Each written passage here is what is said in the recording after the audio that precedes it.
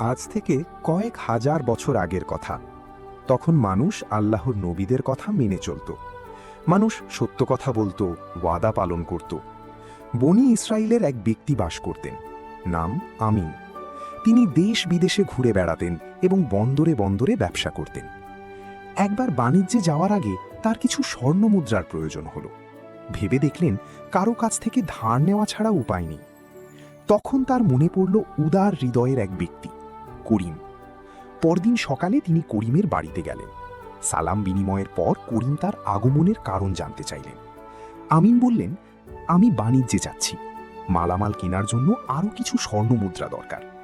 আপনি যদি 1000 স্বর্ণমুদ্রা ধার দেন তবে 1 বছর পর তা শোধ করে দেব। করিম বললেন, ধার দিতে সমস্যা নেই, তবে একজন জামিনদার লাগবে। আমিন বললেন, আমার জামিনের জন্য আল্লাহই যথেষ্ট।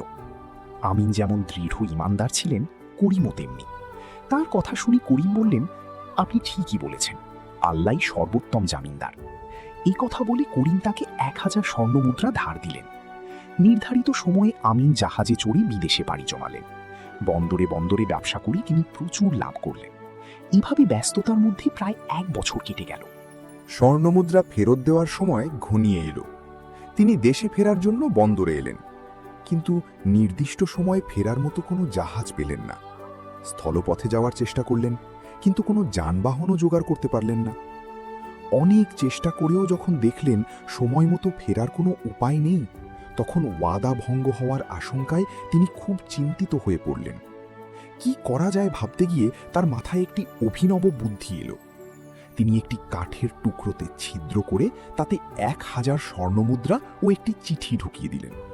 তারপর সেটি শক্ত করে বন্ধ করে সমুদ্রের তীরে গেলেন। তীরে দাঁড়িয়ে তিনি আকাশের দিকে তাকিয়ে বললেন, হে আল্লাহ, তুমি জানো আমি করিমের কাছ থেকে 1000 স্বর্ণমুদ্রা ধার নিয়েছি।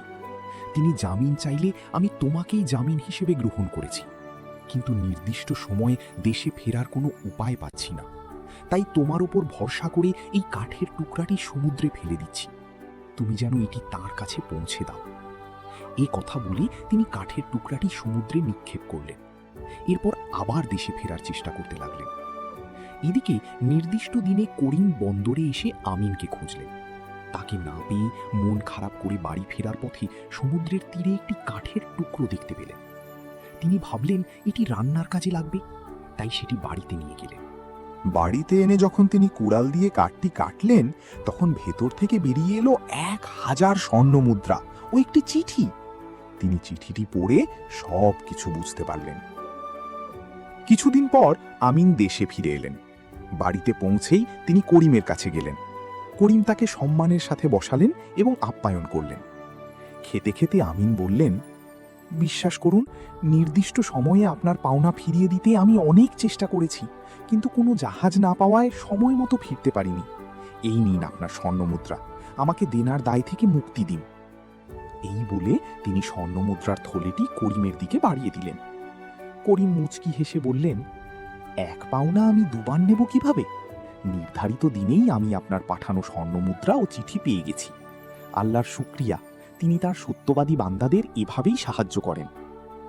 এই কথা শুনে আমিনও আল্লাহর শুকরিয়া আদায় করলেন এবং আনন্দিত মনে বাড়ির পথে ফিরে গেলেন। ভিডিওটি কেমন লাগলো কমেন্টে জানাতে ভুলবেন না। ভালো লাগলে একটা লাইক দিন, আর এমন ইসলামিক গল্প পেতে এখনই সাবস্ক্রাইব করে বেল আইকনটি অন করুন। আল্লাহ হাফেজ। আসসালামু আলাইকুম।